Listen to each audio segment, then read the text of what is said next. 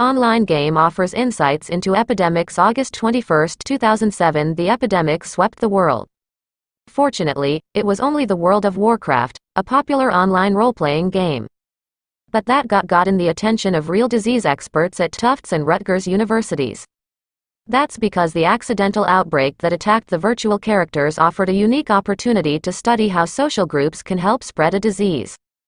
In late 2005, the epidemic hit the World of Warcraft, played by millions. It all started with an error. One creature was supposed to infect only a few virtual players with so-called corrupted blood. But some of the nastiest virtual inhabitants exploited a flaw and spread the disease to unsuspecting masses. The virtual quarantines game designers tried to impose didn't work, in part because the virtual people didn't follow them, and so entire virtual cities were virtually destroyed.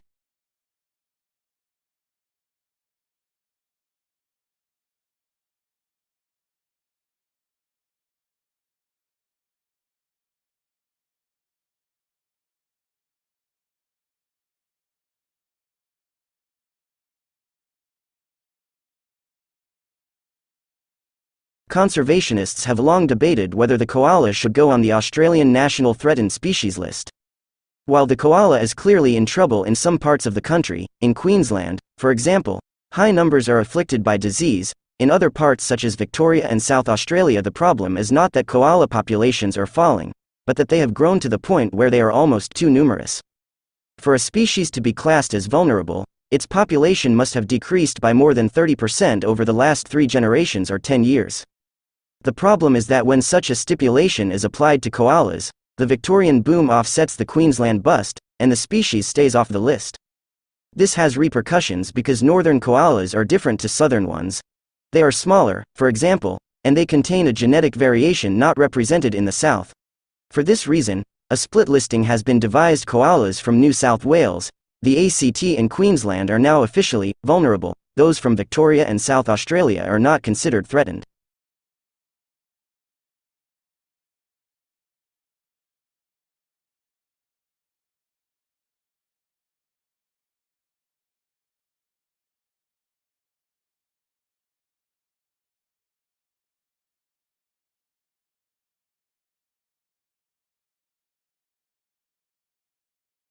A recent study reveals that the ability to walk quickly in old age is an indicator of a long life. The report examined results from recent research. The participants in the research were tested on a regular basis over an extended period of time. The researchers focused on the relationship between walking speed in the post-65 age group and longevity. They concluded that there was a direct correlation between walking speed and lifespan. A key researcher gave the explanation that this link exists because walking involves the use of many bodily functions working in unison. The heart, lungs, skeletal system, joints, muscles, nerves and brain have to work together in order to ensure a consistent speed. Damage to any of these systems may mean a much slower walking speed, which could signal medical problems.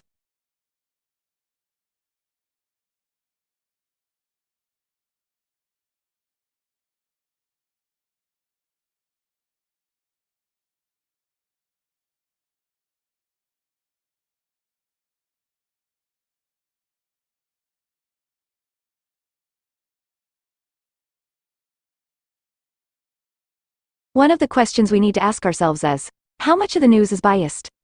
Can we recognize bias? The fact is, despite the journalistic ideal of objectivity, every news story is influenced by the attitudes and background of its interviewers, writers, journalists, photographers and editors. That is not to say that all bias is deliberate, but it does exist. So how can we, as readers or viewers, determine bias? Well, in the case of newspapers, it manifests itself in a number of ways, such as what events are selected for inclusion or omission. The placement of the article, meaning its proximity to the front or back pages, is significant. The use of headlines, photographs and language are further examples.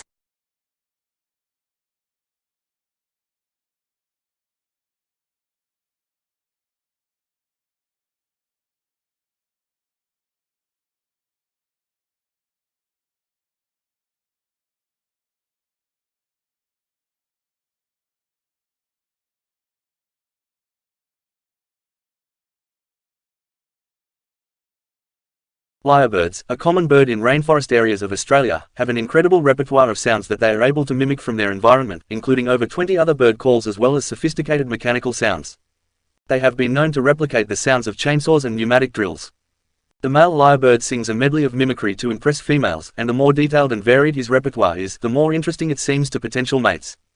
Like females of other bird species, female lyrebirds do not take place in the imitating, but simply judge the competing males' symphonies. Once learned, it seems a lyrebird rarely forgets a call, and the sounds are passed down through the generations. There are some lyrebirds in Victoria, Australia, that still recreate the sounds of axes, saws and old-fashioned cameras which have not been used in the area for years.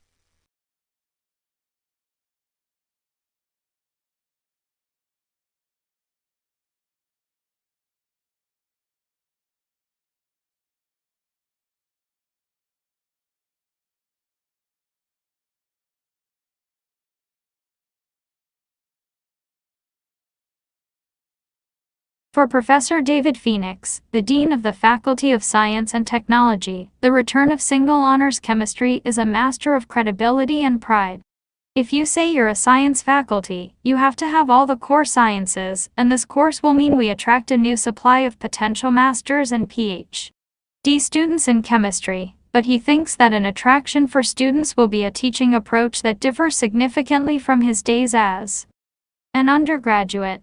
This takes real-life issues as the starting point of lectures and modules, such as how drugs are made, or the science behind green issues.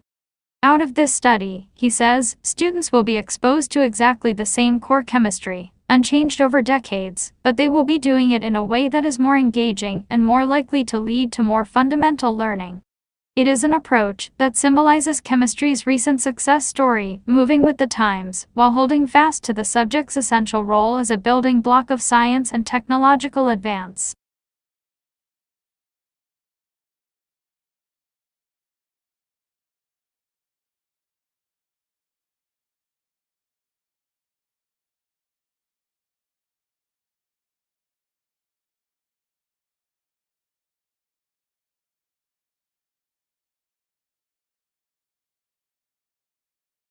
While past research has found higher intelligence scores among breastfed babies, what is so significant about this study is the researchers were able to collect more complete information on breastfeeding duration and also followed for a longer period.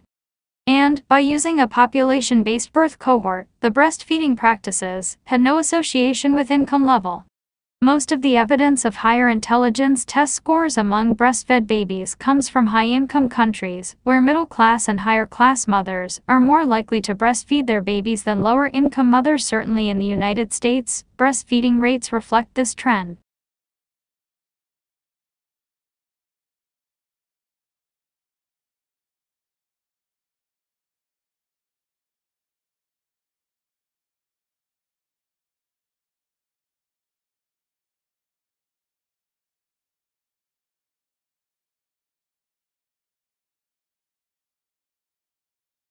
The increased funding will go to nutrition programs including school breakfast and lunch and more.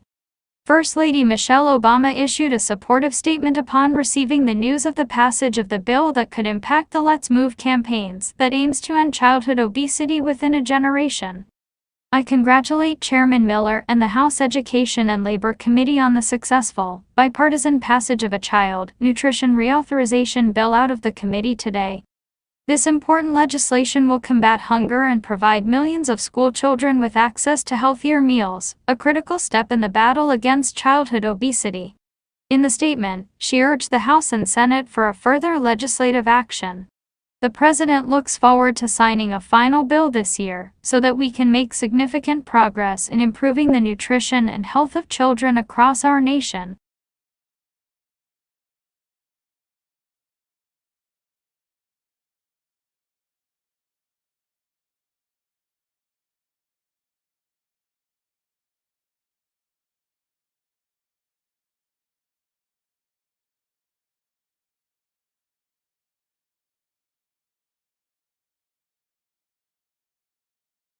Chemicals used to control weeds in crops such as corn and soybeans may sometimes run off farmland and enter surface water bodies such as lakes and streams. If a surface water body that is used as a drinking water supply receives excess amounts of these herbicides, then the municipal water treatment plant must filter them out in order for the water to be safe to drink. This added filtration process can be expensive. Farmers can help control excess herbicides in runoff by choosing chemicals that bind with soil more readily, are less toxic, or degrade more quickly. Additionally, selecting the best tillage practice can help minimize herbicide pollution.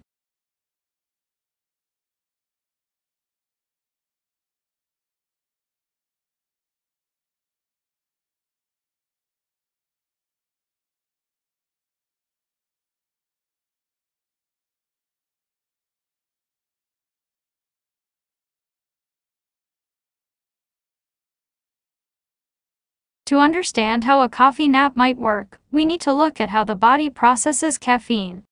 When you drink a coffee, the caffeine stays in the stomach for a while before moving to the small intestine. It is from here that caffeine is absorbed and distributed throughout the body. This process, from drinking to absorption, takes 45 minutes. Although caffeine is broken down in the liver, half of it remains in the blood for 4 to 5 hours after drinking a moderate amount, equivalent to 2 large cups of brewed coffee. It takes more time to eliminate greater amounts of caffeine from the body.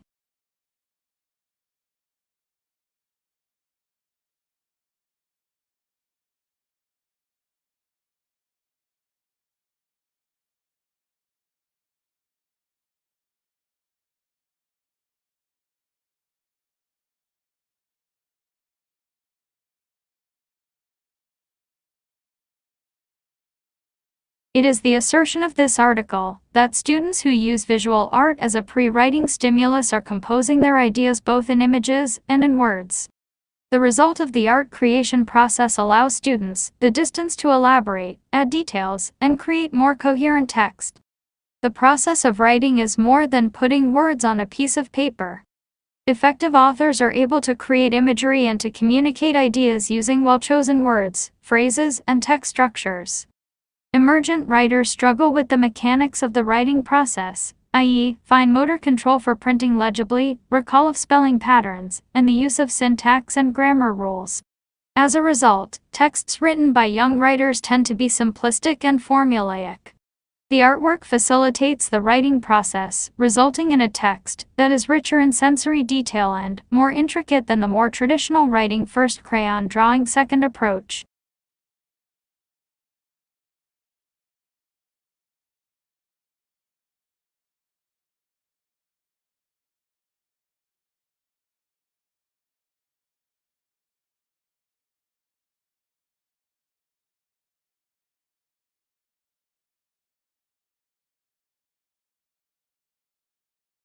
What can computer science tell us about what biological systems do and how they do it? Can these chemical information processing functions be replicated in digital computing systems?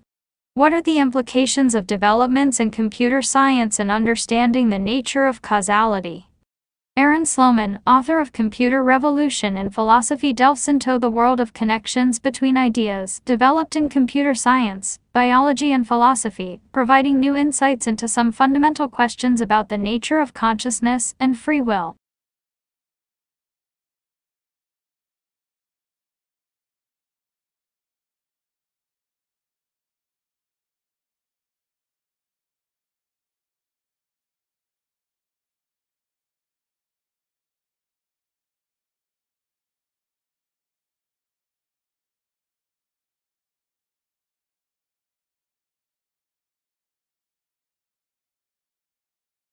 "3 degrees does not sound like much, but it represents a rise in temperature compatible with the global heating that occurred between the last ice age, some 15,000 years ago, and the warmth of the 18th century. When Earth was cold, giant glaciers sometimes extended from the polar regions as far south as St. Louis in the US and the Alps in Europe. Later this century, when it is 3 degrees, hotter glaciers everywhere will be melting in a climate of often unbearable heat and drought, punctuated with storms and floods. The consequences for humanity could be truly horrific. If we fail to act swiftly, the full impact of global heating could cull us along with vast populations of the plant and animals with whom we share Earth. In a worst-case scenario, there might, in the 22nd century, be only a remnant of humanity, eking out a diminished existence in the polar regions and the few remaining oases left on a hot and arid Earth.